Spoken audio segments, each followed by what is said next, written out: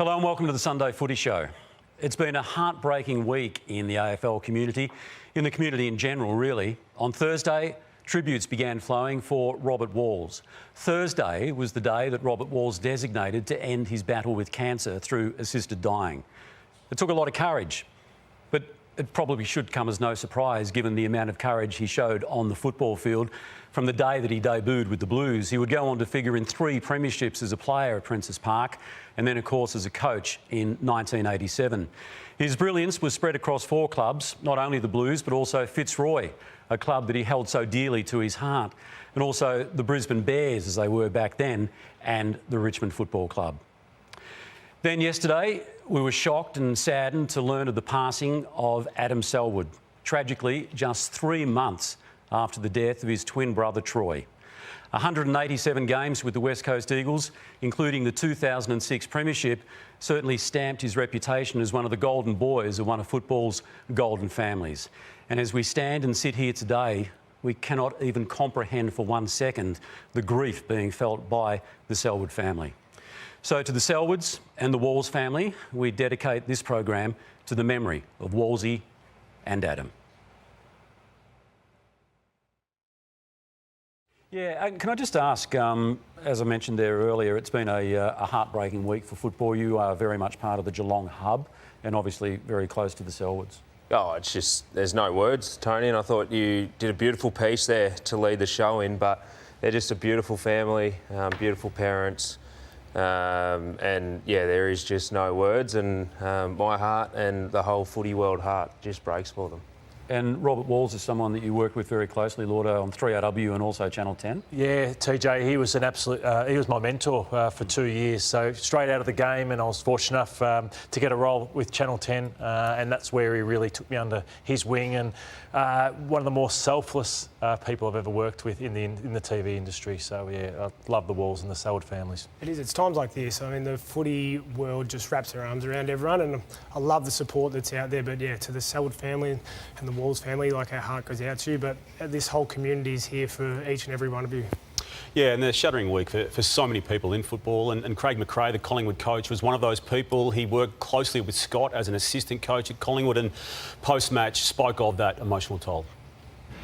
We told the whole club straight after the game the sadness, and just want to send my love to the Selwood family. Thanks, guys. Craig McRae there on the back of that win over the Adelaide Crows. And there it goes, Jesselingo from behind, bounces Robert Walls on his own, another one for Carlton. Through came Clay, Roberts, judged the bounce beautifully, a chance here for a shot at goal. Gee whiz! And look at John Nichols and Robert Walls moving over out to the half-forward line. Robert Walls playing a beautiful game at centre half-forward. Kevin Sweeney and Robert Walls once more. Walls has the ball onto his left foot. John Nichols waits, cuts his hand, and goal! There up goes Walls. Richardson, Walls and Bartlett. Swings around, Robert Walls coming from behind and takes a good mark. Hooked it right across the face of goal.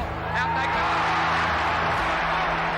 This is out to Robert Walls again. He loved it. And then it was laid down penalty and stupid action. He had it at it. Well, that's 6 goals kicked by Robert Walls from centre half forward, and what a game. There is Robert Walls kicking 6 goals in the 1972 grand final for Carlton. His 3rd premiership, Robert Walls, 3-time premiership player. And we're going to pay tribute to him this morning on the Sunday Footy Show. And what a record he had as a player. 259 games, 444 goals, 3 flags, I just mentioned at Carlton, 2 times leading goal kicker, a great centre half forward, Carlton captain, VFL premiership coach as well. So 3 as a player, 1 as a coach, and 347 games coached across 3 clubs. And we want to start with Robert, the player. He was a brilliant player. So he debuted at 16 years of age. Imagine that, Robert Walls debuting at 16. He played for Carlton. He played for Fitzroy. 3 flags, 2 leading goals. AFL Hall of Fame. Carlton Team of the Century. Played for Fitzroy, where he loved the Roys. 41 games, 77 goals, 218 games for Carlton, where he kicked 318 goals as well. But my dad played for Carlton, and the way they hold Robert Walls to a great esteem at the Blue. And of all those accolades you've already displayed, Lordo, on his CV, he could have added, had there been an official Norm Smith medal to be awarded in the 1972 grand final, to have that as well, because he kicked 6 goals in a very high-scoring game in that. And you're right, he still had impact late in his playing life for a club that was struggling. And then he went on to coach that club, Fitzroy, for 115 games. He won more than he lost. They were battling at that stage. They ultimately folded about 10 years after he finished there. He coached them between 1981 and 85. He took them to finals, and he just smartened them up and gave them a hope that they hadn't had, and were able to play with, you just saw there with Rendell and Mickey Conlon and Gary Pert and Paul Roos. He had access to a good list, but the coaching was started there. And Damo, he pretty much went from nearly a player to coach. He did, straight into it. Straight into it, yeah. And then swapped with David Parker, and the success came at Carlton thereafter. Yeah, and he obviously led him to a flag in 1987. There's not many players who have won a premiership, been a captain, and also won a flag as a coach as well. I think John Worsfold might be another one, and Simon Goodwin. But yeah, incredible. They won by 33 points. Hawthorn had them the previous 4 grand finals, and had beaten Carlton by 42 points in the previous grand final the year prior. So an amazing era for Carlton, that, Rory. The 87, like that was, well, I fell in love with the game. I was about 9 or 10 around that time, but Kernahan, and these types of players. David Rees-Jones and Craig Bradley and the likes. They were Earl Sporty, they were a brilliant team.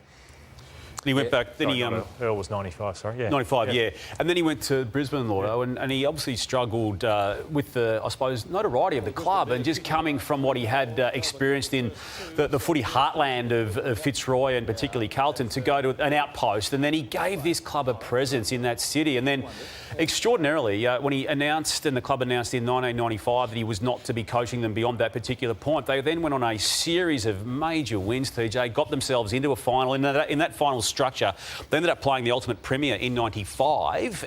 Now, they pushed them to within a couple of goals, and was the hardest team Carlton played in that back half of the year. And then it set up the 96 year, and again he swapped with John Northey this time as coach of Richmond. 1994, it was hard going. He talks about being in portables at the Brisbane Bears, and they'd only won games at the Gabba around that time. And he went down to Geelong, and he beat Geelong when Gary Ablett actually kicked 6 on this day. And here's Wallsy in the rooms, and you could see how the joy they had of winning a game on the road. Players are just delighted that we've been able to get a win down here for your sake more than anything, because you've done it hard over the last 4 years.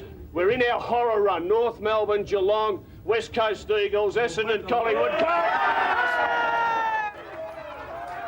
Magnificent. Yeah, and post Brisbane, he obviously went on to Richmond. He only coached 39 games there, was taken over by Jeff Geeshan after, but the amount of Richmond people I've heard come out this week and speak so fondly about Wallsy, the players that were underneath him, and as a coach, that's what it's all about. The work that you put into these players, and then the respect the players have for the coach. And it was just awesome to hear people like Matthew Richardson, Brendan Gale talking about the way they did about him this week. It was something pretty special. We've seen the outpour of love over this week. He has to be one of the most respected figures of the game, TJ, doesn't he? Because I missed a lot of his footy. But there'd be no one really more respected than Robert? Well, look, you knew where you stood with Robert Walls. There was no doubt about that. He's honest in the media. He was very honest. And, that's the thing. I mean, as a player, he could read the play, he could preempt the play, and he brought that into his commentary as well. Now, we were just talking off air before about his voice. A beautiful voice. Like, just a beautiful, a great timbre to it, if you want to put it in that term. But he was quite remarkable in the commentary box at 3AW and Channel 10, as we'll see here. James Hird got that ball out at the centre bounce. He's moving down towards this contest. If anybody's going to get it, it'll be James. McDougall heads for the boundary line. Maybe Murphy should have kicked. Bullen. Hird! The fairy tale complete after a horror week. James Hird, you are a genius. I don't think I've ever seen a player just control a quarter of football like this. I'll tell you what, high praise when Robert Walls is saying that about you. As I said, you knew where you stood with Robert Walls, and Kevin Sheedy certainly did as we cast our minds back to 2000. I think about 2001, talking footy on Channel 7, Bruce McAvaney in the chair, Caroline Wilson was a co-panellist along with Robert Walls. And leading into this, Wallsy and Kevin Sheedy, no love lost between the pair, and a few things had been said on radio, and that then, well, moved across to television, talking footy, and this epic piece of television. And for you to say that he went to Brisbane and hid, that's offensive and insulting. Well, it can be offensive. Let me tell you, you wouldn't know what it was like to have an owner of a club who wanted to close it down every second week. You wouldn't know what it was like to have 90% of your players who come from outside that state. You don't know really, you haven't got a broad experience of coaching. You've been at the one club for 20 years. Answer the question, and the question is... Robert, I never mentioned your name. Was I a sniper? All the 70s and 80s, that people out there making the comments. And if I said on the radio, if the hat fits, then we all wear it. And I wrote about myself. It's just a bit sad that you go so far with your bluff, and when your bluff's called, you back off. Well, in what way? Well, you just won't name me. Bit of history dated back to their on-field days. You saw Wallsy kicking those goals against Sheeds in the 72 grand final. But he also spent, to finish off this segment, he spent some time on the Sunday Footy Show, and here was Robert Walls, 99 and the 2000 seasons. He was there with Billy and the crew on the Sunday Footy Show. So, beautiful family. I've come to know David Wallsy's son really well. He's the head list boss at the Fremantle Dockers. Just a beautiful football family, the Walls family. For all he achieved, both player and coach, I feel it was the impact he had in media, which is equal to anything he's done with footy. And I don't say that lightly, because I reckon it was a peak media, TJ, when he spoke and even equally wrote about the game, because he was preemptive, he was prepared to call it the way he saw it, and he was often proven, maybe not at the time, but over the journey, right. And you talk about the media career. Well, when you can excel over three forms, and he did in television, as we saw, alongside Stephen Quartermain, and I used to love listening to him when he was alongside Rex Hunt on 3AW, and his age articles were just a really beautifully written pieces. So, yeah, a very, very sad loss, Robert Walls. Good on you, Lordo.